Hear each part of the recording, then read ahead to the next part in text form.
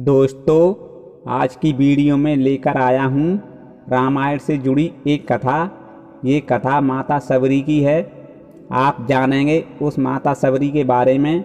वह सबरी माता कौन थी और क्यों प्रभु श्री राम ने उसके झूठे बेर खाए थे।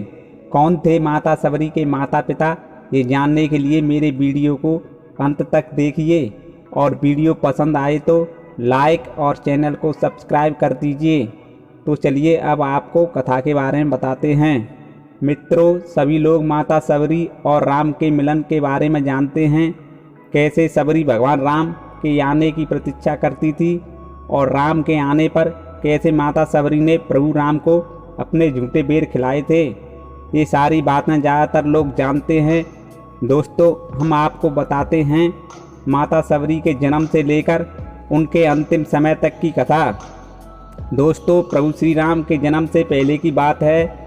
भील आदिवासी कबीले के मुखिया अज थे। अज के घर में एक कन्या का जन्म हुआ जिसका नाम श्रमणा रखा गया। श्रमणा सबरी का दूसरा नाम है। सबरी की माँ इंदुमती उसे खूब प्यार करती थी। सबरी बचपन से ही पशु पक्षियों की भाषा समझकर उनसे बातें किया करती। सबरी की माँ इंदुमती सबरी को पशु पक्षियों से बातें करते देख कुछ समझ नहीं पाती। धीरे धीरे सबरी बड़ी हुई, लेकिन सबरी हमेशा वैराग्य की बातें करती। इसीलिए एक दिन सबरी के माता पिता उसको लेकर एक पंडित के घर गए और सबरी की वैराग्य की बातों के बारे में बताया। पंडित जी ने सबरी के माता पिता को बताया कि वह आगे चलकर सन्यासी बन सकती है। सबरी के पिता ने उसका विवाह तय कर दिया। जैसे ही विवाह का दिन नज़दीक आया, सबरी के परिवार वालों ने खूब सारी बकरियां और पशु पक्षियों को एक बाड़े में जमा कर दिया। सबरी ने अपनी माँ इंदुमती से पूछा, माँ, बाड़े में इतने सारे पशु पक्षी क्यों हैं? इंदुमती ने कहा, बेटी, तुम्हारा विवाह होने वाला है, इसलिए हम लोगों ने इनका इंतजाम तुम्हारी शादी के दिन दावत के लिए किया है। यह सब सुनकर सबरी दुखी हो गई। वह सोचने लगी कि मैं अपने विवाह के लिए इतने जीवों का बलिदान नहीं दूंगी। उसने सोचा, ना विवाह होगा ना ही इतने जीवों का बलिदान होगा, इससे ये जानवर भी बच जाएंगे। रात्रि में सबरी ने सभी पशु पक्षियों को आज़ाद कर दिया। तभी पशु पक्षियों की आवाज़ सुनकर सबरी के घर वाले जाग गए। सबरी घर वालों के भय से जंगल की तरफ भागने लगी। रात्रि में भागते भागते वह ऋष्यमुख पर्वत पर पहुंच गई। वहां हजारों ऋषि रहा करते थे। सबरी ने सोचा वह भी इसी जंगल में ऋषि मुनियों की सेवा करके अपना जीवन जी लेगी। वह चुपचाप उसी जंगल के एक कोने में रहने लगी। सबरी रोजाना ऋषि मुनियों के रास्ते में झाड़ू लगाती और हवन के लिए लकड़ियां भी लाकर रख देती थी। ऋषियों को समझ नहीं आ रहा था यह सारा काम कौन कर रहा है। एक दिन सबरी को किसी ऋषि ने यह काम करते देख लिया और उनसे परिचय पूछा। जैसे ही सबरी ने उस ऋषि को बताया कि वह एक भील आदिवासी परिवार से है, तो उस ऋषि ने खूब डांट लगाई। सबरी नहीं जानती थी कि उसकी जात इतनी छोटी है जिसकी वजह से ऋषियों के द्वारा अपमान सहना पड़ेगा। इतना सब होने के बाद भी सबरी ऋषियों के पास पहुंचकर उनसे गुरु दीक्षा देने के लिए कहती, लेकिन हर कोई सबरी को उसकी जात की वजह से अपने आश्रम से भगा देता था। फिर एक दिन सबरी मतंग ऋषि की कुटिया पर जा पहुंची और गुरु दीक्षा लेने की बात कही।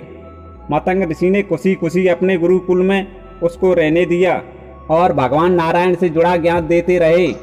सबरी भी अपने गुरु मतंग ऋषि की खूब सेवा करती और उनके सारे काम सही ढंग से किया करती थी। सबरी से खुश होकर मतंग ऋषि ने उसे बेटी मान लिया। दोस्तों, समय के साथ साथ मतंग ऋषि बूढ़े हो गए और उन्होंने एक दिन सबरी को अपने पास बुलाया और कहा, बेटी सबरी, मैं अपना शरीर त्यागना चाहता हूँ। इस शरीर में रहते मुझे बहुत वर्ष हो गए। यह सुनकर सबरी ने दुखी मन से कहा कि मैं आपके सहारे यहाँ रह पाई हूँ, आप चले जाएंगे तो मैं यहाँ कैसे रह पाऊँगी, इसलिए आप मुझे भी अपने साथ ले चलिए, मैं भी अपनी देह त्याग दूंगी। मतंग ऋषि बोले, बेटी तुम क्यों चिंता करती हो, तुम्हारी चिंता तो राम करेंगे। सबरी ने राम का नाम सुनते ही पूछा, राम कौन है और उन्हें मैं कैसे ढूंढूंगी? तब मतंग ऋषि बोले, हे बेटी, राम कोई और नहीं भगवान हैं। वह तुम्हारे सारे अच्छे कर्मों के फल तुम्हें देंगे। तुम्हें राम को ढूंढने की जरूरत नहीं है। वो एक दिन खुद ही तुम्हें ढूंढते हुए इस कुटिया में आएंगे और उनके हाथों से तुम्हें मोक्ष मिलेगा। तुम तब तक इसी आश्रम में रहो। इतना कहने के बाद मतंग ऋषि ने अपना शरीर त्याग दिया।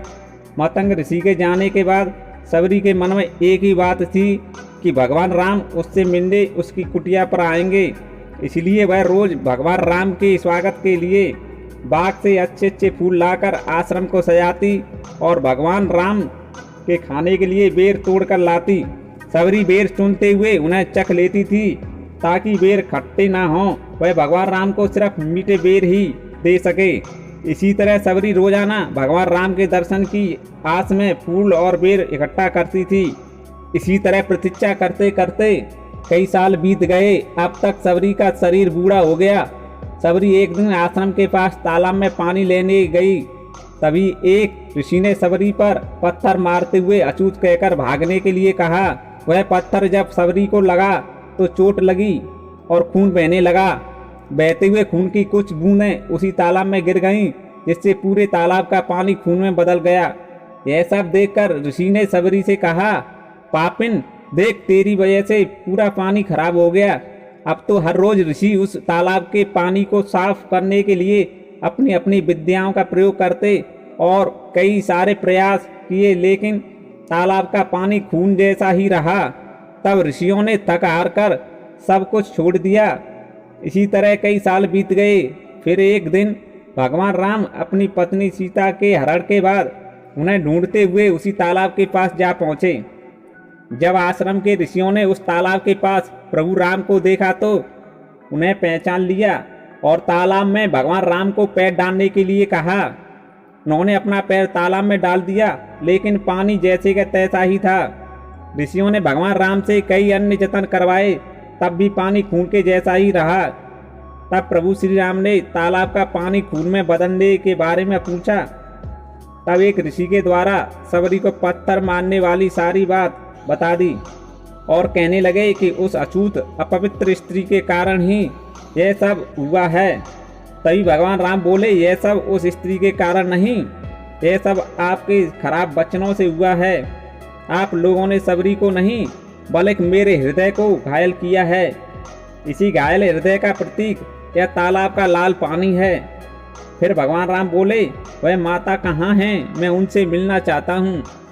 तब तक सबरी उसी तालाब पर पहुँच जाती है। उसी बीच सबरी के पैर को ठोकर लगती है। उस ठोकर से सबरी के पैर से तालाब में धूल गिर जाती है और तालाब का पानी साफ हो जाता है। तभी भगवान राम कहते हैं कि देखिए, आप लोगों ने जिसे अछूत अपवित्र कहा, अभी सिर्फ इनके पैर की धूल ने ही तालाब का पानी साफ कर दिया। सबरी भगवान राम को पहचान चुकी थी और उन्हें प्रणाम करके अपनी कुटिया में चलने के लिए कहा।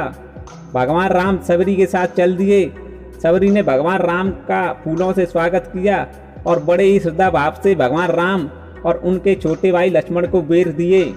भगवान राम ने भी उतने ही प्यार से उन बेरों को खाना शुरू कर दिया। तभी लक्ष्मण यह सब देखकर मुंह बनाते हुए भगवान राम से बोले, भैया, यह बेर झूठे हैं, आप इन्हें कैसे खा सकते हैं? तब भगवान राम बोले, हे लक्ष्मण, यह बेर झूठे नहीं बल्कि बहुत ही मीठे हैं। सबरी माता बड़े प्यार से तोड़कर लाई हैं। भगवान राम ने उन बेरों को खा लिया। जाते हुए भगवान राम सबरी से बोले, आप जो चाहे वह मुझसे मांग सकती हो। इतना सुनकर सबरी ने कहा, प्रभु, गुरु मतंग के कहने पर मैं आपके दर्शन के लिए जी रही थी। अब मेरे जीवन का कोई उद्देश्य नहीं है। अब आप मुझे मोक्ष प्रदान कीजिए। मैं अपना शरीर तुम्हारे सामने ही त्यागना चाहती हूँ। उसी समय सबरी ने अपना शरीर त्याग दिया और भगवान राम ने अपने हाथों से सबरी का अंतिम संस्कार कर दिया और माता सीता की खोज में आगे बढ़ गए।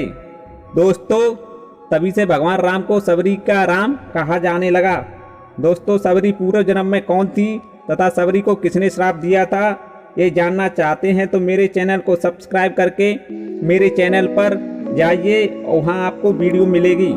आपको ये वीडियो अच्छी लगी हो तो लाइक करें और हिंदू ग्रंथों से नई नई जानकारी पाने के लिए मेरे चैनल को सब्सक्राइब कर लें। वीडियो आपने पूरी देखी, इसके लिए आपको धन्यवाद। जय श्री राम।